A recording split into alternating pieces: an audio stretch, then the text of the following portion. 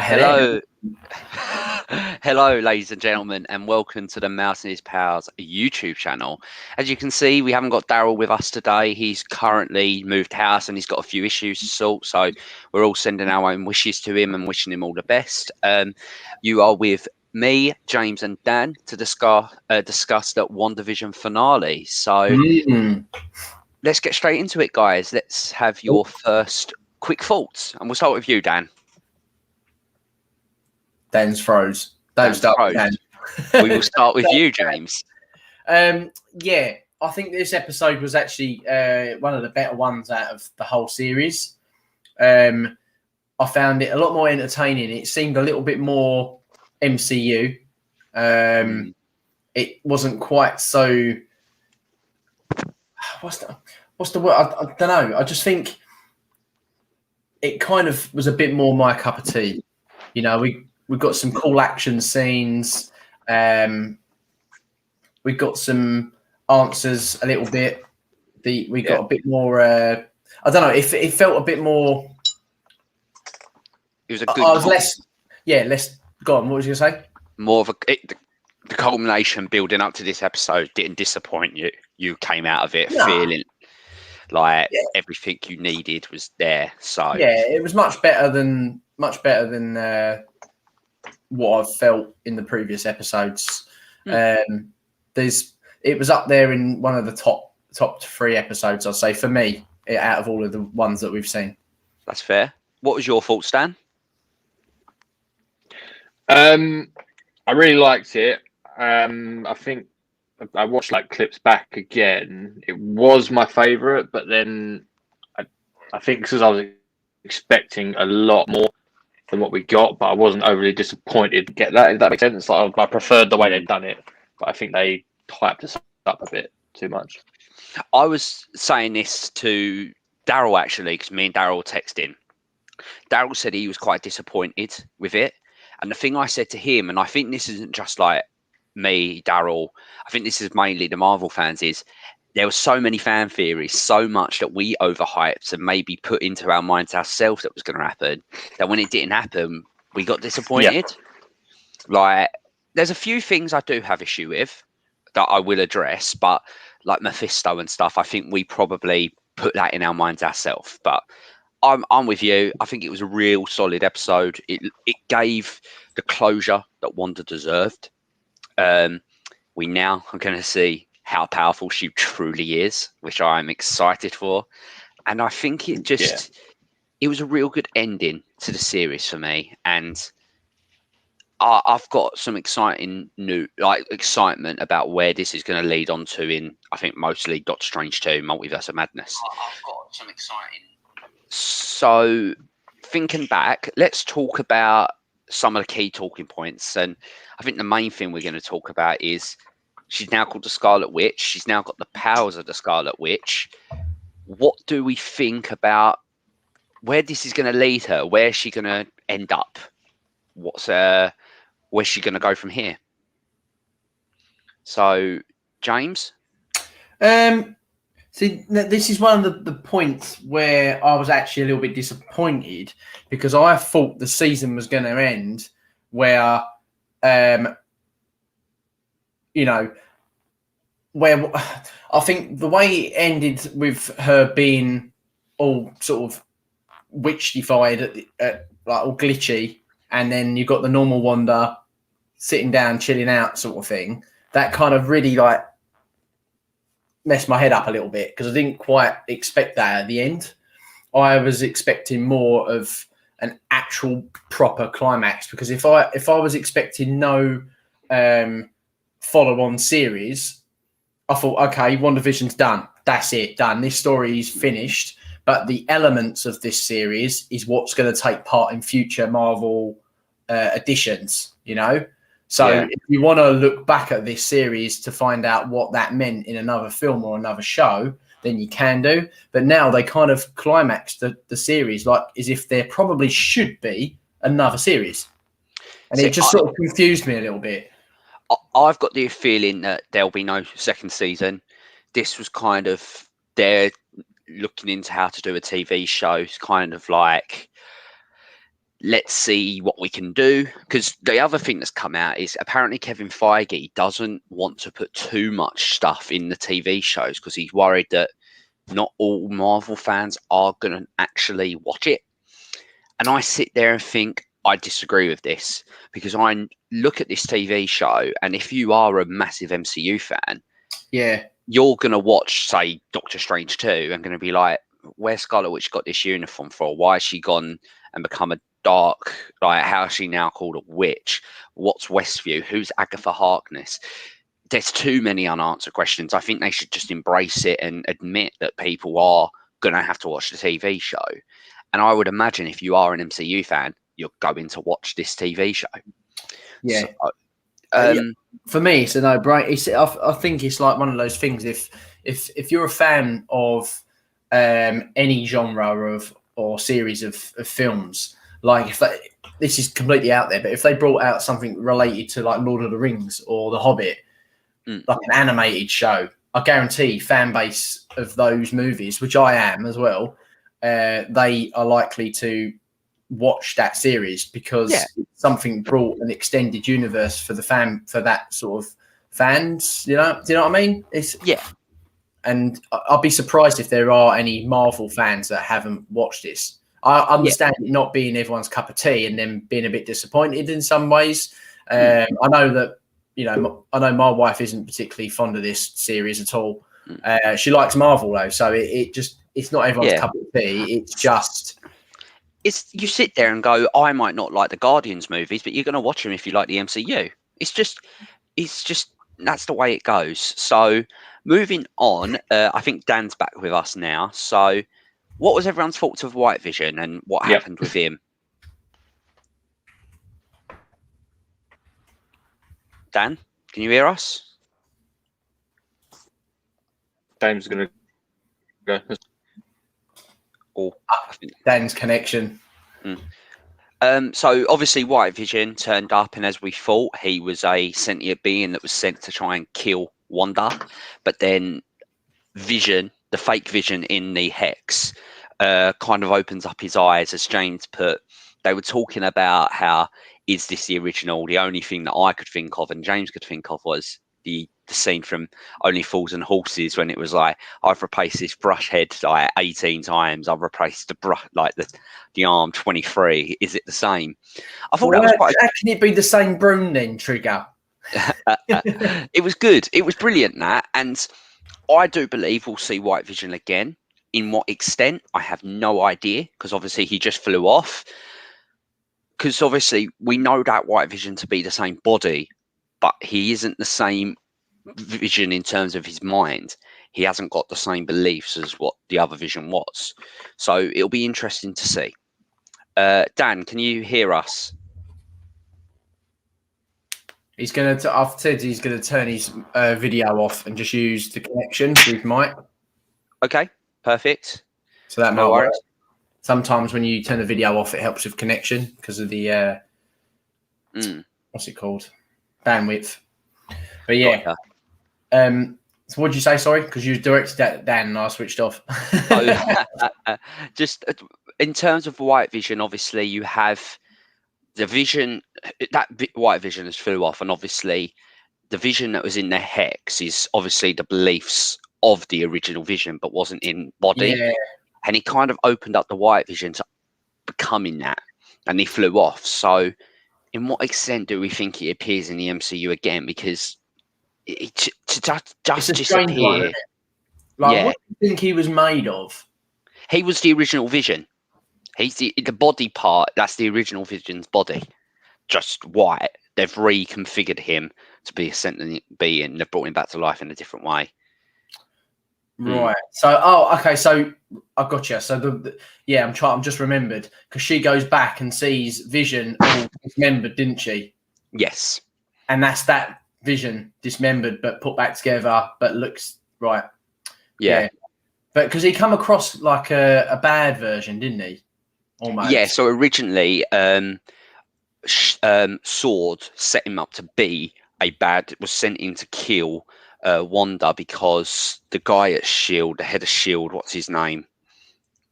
Can't remember him. I'm going to try and Google this while we're on. Head of Shield. You're really talking to the wrong person. This is where we need Dan. Sword. Not Shield, Sword, for God's sake. Well, the main baddie in this. Yes, I'm trying to find his name here. It'll come to me eventually. I'm really disappointed that I can't remember his name. Okay, here we go now. His name was... oh, no, it's not here. Oh, God. Well, obviously, you have Jimmy Woo being an absolute legend in this TV show as ever. Like, he was brilliant. Because I know a few people thought that when he called up the FBI, people thought that that might be somebody that was kind of key, but it never turned out to be. For some reason, his name is not appearing here, and it's really annoying me. On IMDb? I'm on Wikipedia trying to find his name. It's really, really annoying me. The Tyler Hayward. Yeah, Josh Tyler Stanley. Hayward, the acting director of Sword, obviously sent in that Vision to try and kill Wanda. And obviously he's arrested at the end of the episode. Yeah. But we also see when he tries to shoot the kids, Monica's proton. She's now got all her powers. We can see what she can do. We know she's going to play a massive part in Captain Marvel 2. That's basically already confirmed. But yeah, I thought I'd see a bit more of Monica in this. I think it was trying to like set up the character, but they realised that this isn't to introduce her, like to actually give her a backstory, show how she learns her powers. Because I think the rumour is she becomes the Captain Marvel on planet Earth while Captain Marvel's off, or so that's interesting. The post-credit scene I thought was good as well. It's a strange one because I thought when she got introduced into the series, I thought we was going to have her story, Wanda's story, her story, Wanda's story, like back and forth constantly, and it really didn't go like that at all. It's almost like they introduced her and then focused on Wanda and Agatha, and then just had the small little glimpses of her. Yeah, it was weird because when we see her and Quicksilver at the end of episode 7 in the post-credit scene, a lot of people are like, "What's that going to lead to?" And then we find out a lot of this was my biggest issue with this episode was Quicksilver was Ralph Boner. In simple terms, we should have seen this coming because, as I said to James before we went live, in the first episode, Agnes, when she introduces herself to Wanda, says her husband's name was Ralph. So we should have known this all along. But obviously, as most people see, you see Evan Peters turn up, who plays Quicksilver in the X-Men films. They call him Pietro. Everyone logically and fairly thinks that equals 2. If you like, it made total sense. And they literally threw us a curveball, and this didn't sit well with me because they've set up the multiverse. They introduce us a character who is in another universe to then say, "Oh, that's not him." Does he turn up as somebody else? Does he turn up as Quicksilver down the line? I don't know, but it didn't sit well with me. I thought it was a bit dodgy, and I think it left a sour taste in my mouth. What do you think, James? To be honest, I didn't really I didn't really think much into it. Like, I was a little bit like when it got announced that was his name, and I was like, oh, but that was about as far as it got for me. It didn't necessarily affect me how it affected you. It was like such a minor thing that it didn't really bother me that much. I was more trying to get my head around the bigger picture of the post end credit stuff and how, because obviously she gets the better of him, doesn't she, to escape? Yeah, because it turns out that the thing that he was wearing around his neck was the way that Agatha was controlling him. He put a curse on him through that, and the second that Monica ripped that off, the curse was lifted. Yeah. It was interesting. The thing I really liked in the main battle of this episode was the curse. I thought the curse scene when she's throwing spells at Agatha and it looks like she's missing, and then you turn around and you see behind them in the four corners it was the curse that she then couldn't perform magic. I thought that was genius. I thought that was that was quite cool. It was a good, like, that whole shot was very cinematic. Like, visual effects were great in that whole shot. It was something that I would expect to see in the IMAX, not on a TV show, you know? Yeah, if you saw that in an IMAX theatre or but I know this is the highest budgeted TV show in the world, I think, per episode. Don't hold me to that. But if we watched this in a cinema, I think we'd love it. It would be it would hold up perfectly. Let's move on to the post-credit scenes, because obviously that's our first real hint into the next lot of movies, because it's really what's going to happen. So the first one obviously was Jimmy Woo is clearing up all of the debris in Westview after everything's happened. Monica comes and approaches him, and then she gets called away into the theatre where a scroll tells her that someone wants to speak to you up there. We all know. All right, Max, we obviously know who this is. It's Nick Fury. I don't get why they can't just tell us. We're not stupid. If you've seen the Spider-Man Far From Home post-credit scene, we know he's up there. So I've seen rumours that this is going to be the first real link to Captain Marvel 2.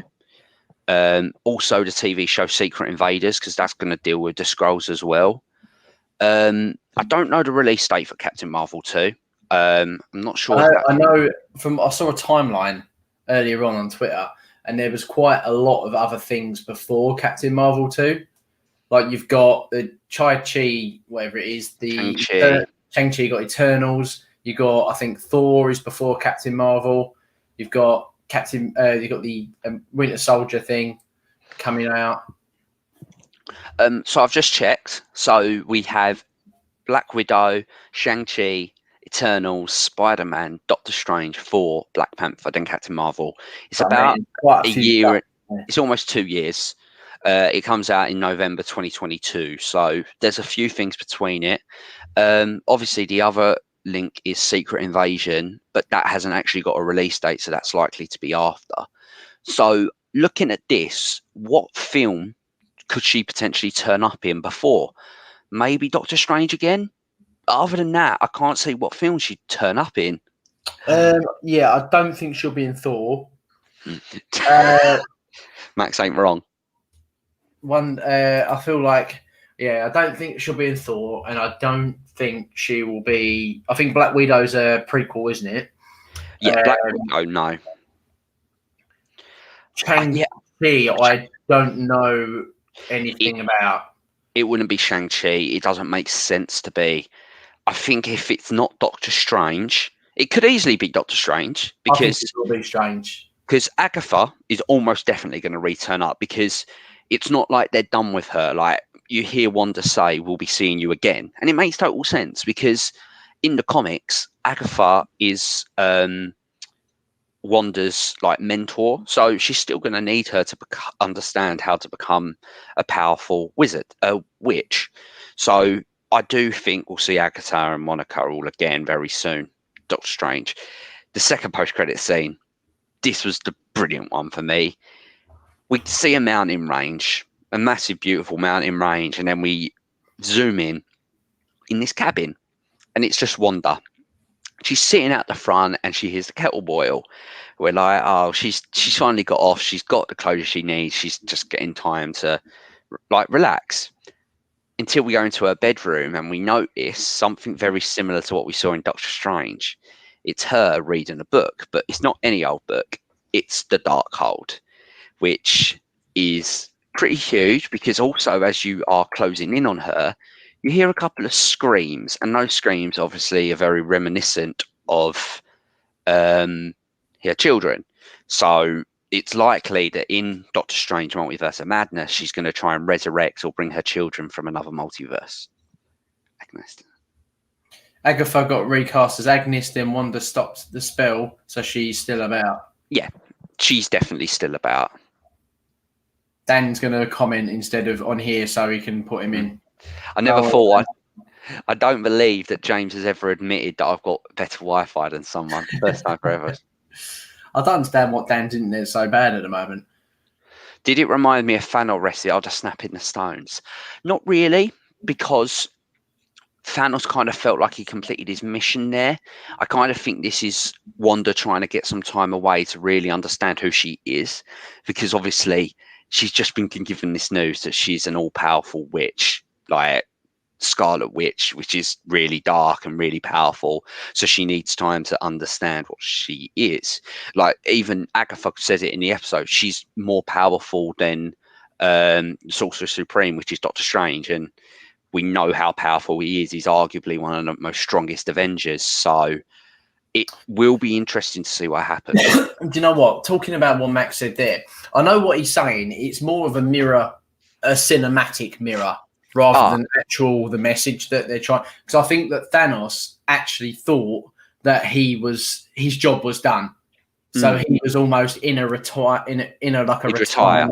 Yeah, he was like in a retirement sort of mindset.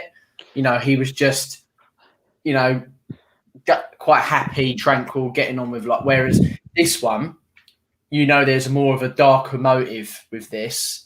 I don't know what it is, but the fact that Wanda was there all like under a spell and she was the normal person, it makes you think like, okay, what is going on here? So it is slightly different. But I know, I think cinematically, yeah, it is, but not story-wise. Yeah, it's real interesting because we know that Scarlet Witch was rumoured to be playing a big part in Phase 4, and I think this is now all but confirmed that she's going to be arguably the key character to everything that's going to work in this phase. So she not been referred to as Scarlet Witch before this? No, so she couldn't be because of the trade agreement with Fox. Fox basically, she weren't allowed to be called that or a mutant.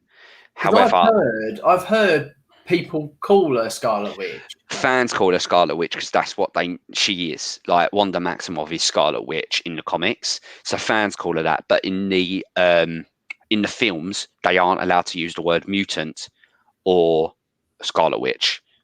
It's they just had to use hybrids. That was the word they used. Oh yeah, Max is right there. I think they're going to be.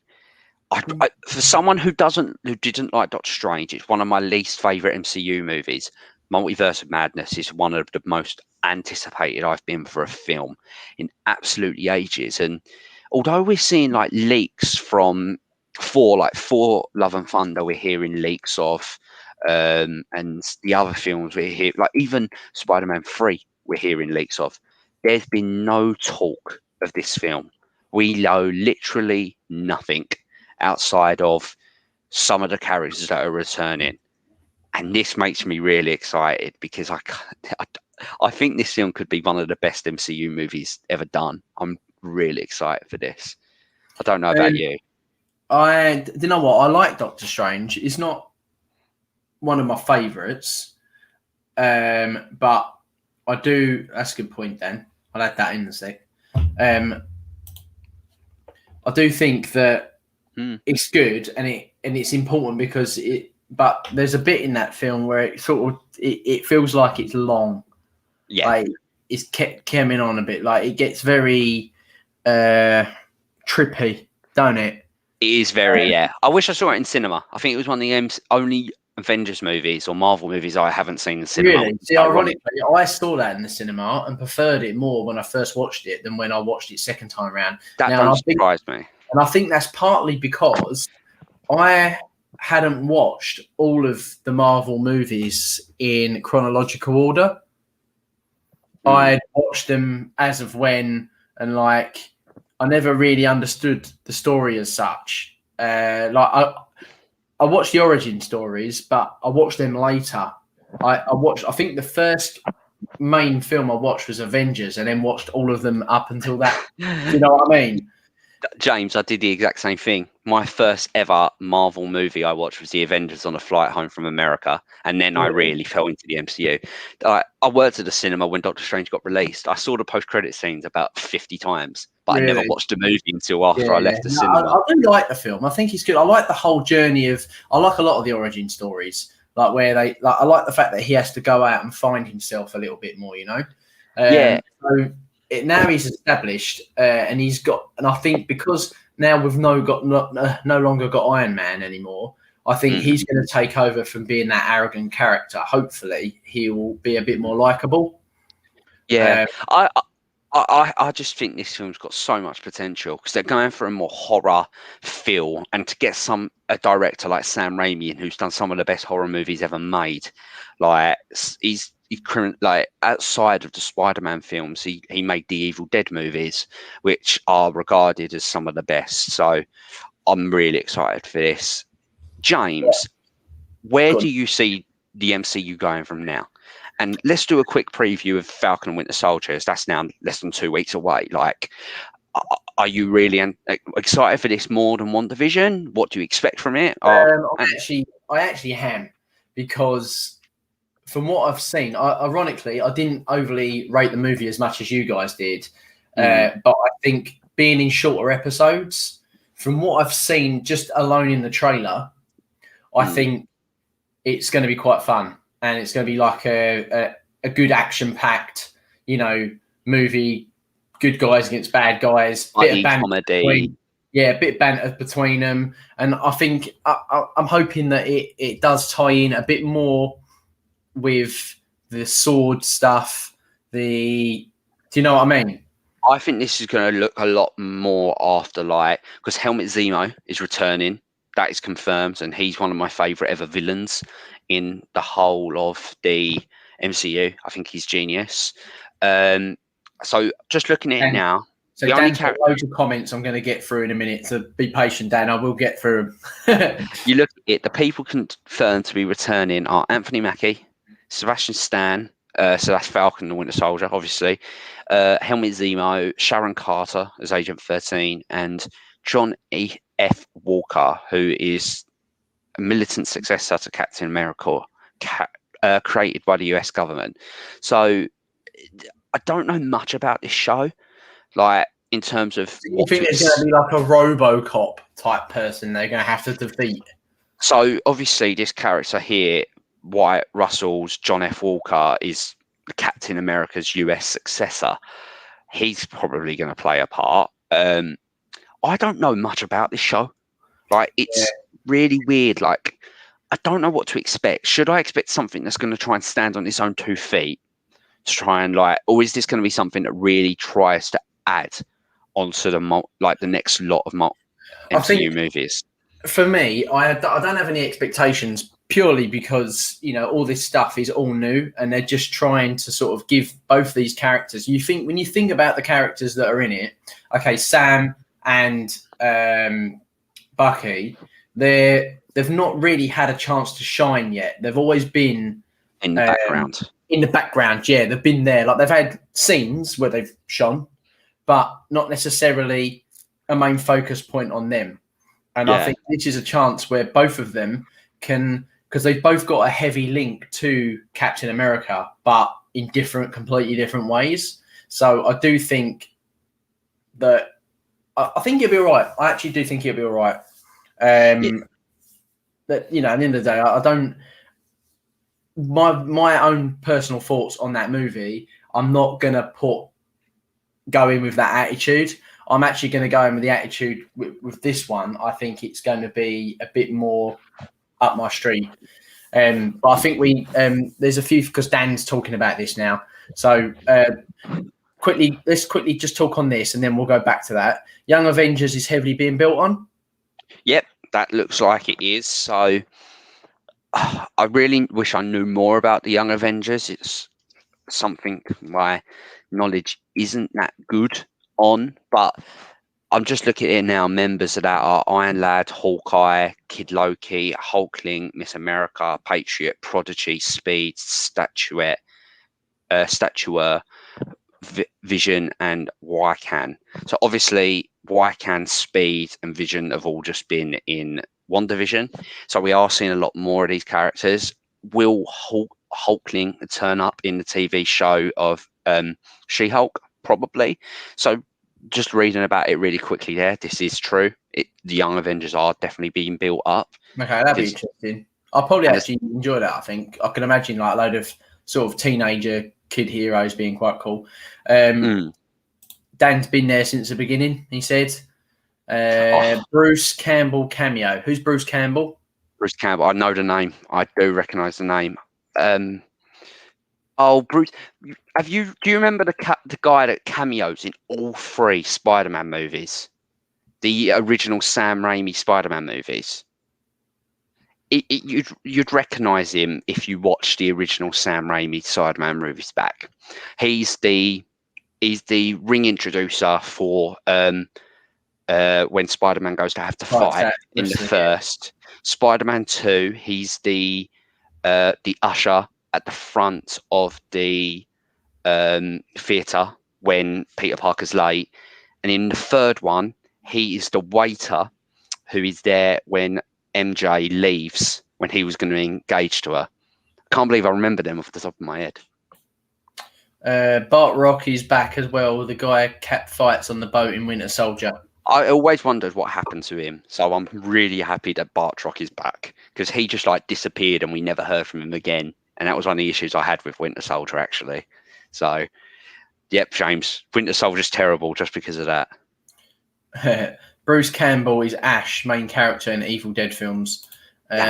Getting deep, homosexual romance between 2 young Avengers. If you want to know the characters, I'll comment. Give us the characters, because that's likely to be something we want. And I don't really care, so yeah, go for it. But James, you are a homosexual. So I think that's it in terms of our thoughts. I think in general, we really enjoyed WandaVision. It was probably better than I think most people expected it to be. I guess, James, what did you think? Was it better than you expected?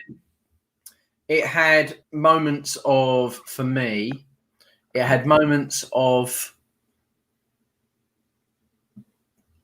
brilliant cinematic visuals and storytelling, and awful storytelling as well at the same time. For me, just for me, because I'm not so invested. Yeah. I think they could have took the general audience in mind a little bit more with the story side of it. I would give the series a solid. I'd give it a solid 7. I was going to ask you to give us your rating. Yeah, I'll give it a 7. It ain't. It's not something. I'm not in a hurry to go through it all again. The thing I find with this is, I wouldn't go out my way to watch it again unless I'm doing like the whole of the MCU again. It's not something I could just watch. Fair. That would be interesting. That would be good. But yeah, like I could easily put on like Captain America Civil War or Guardians of the Galaxy and watch that just for pure enjoyment. I wouldn't do this for this one. It would be going on my middle pact of my Marvel rankings. It's not bad, but I think I would go back to this only to get a reference because I've forgotten something. This is like the bits I enjoyed the most of this, ironically, are the bit outside the Hex and the bit when Wanda and Vision are in their home. The whole her becoming Scarlet Witch and the Agatha storyline didn't really actually do much for me. It was more of, I liked seeing them as a couple and as a family and having the banter back and forwards and doing all the little spells. And it makes me appreciate more the show that they set in the 50s in the first 2 episodes. You enjoyed the sitcom side of it. Well, the sitcom side of it is what I didn't get initially because I didn't understand what they were trying to do. But when you look back at the show now, you understand why. I think more. So it was more of that whole them being silly and using their powers in a family environment, which was quite a fun visual thing to look at. I actually appreciate a bit more now. And the bit when she had the babies, I thought was quite funny too. Yeah. That was probably one of my favourite episodes. Yeah. So that side of it, I did like. And I wish they just showed a bit more of outside the hex, because I feel like the villain, the detective guy, or whatever his name is, director, his side of things was a little bit more interesting. Of like, okay, what is he actually trying to do here with Wanda? Why has he got this agenda against her? And they kind of didn't quite explore that enough as much as I thought, because they were trying to get as much as they could done with this Agatha storyline. Yeah, because that's the real MCU pusher. Yeah, which I probably wouldn't have done, but I don't know. 7. Why does Dan give a stupid rating of 7.7? Hey, he thinks he's on IMDb. This guy. Don't be so mean to him. Love WandaVision. Huge budget for TV show. Finally got front and center for characters that were underused. Closure for Wanda, and a really good stepping stone for Phase 4. I don't think it was closure for Wanda though, because at the end, I do think it was. You open with more questions. No, but it gave her closure on Vision, because you have to think about this. This film, this was set basically straight after Endgame. Like, she didn't have time to she saw Vision die twice.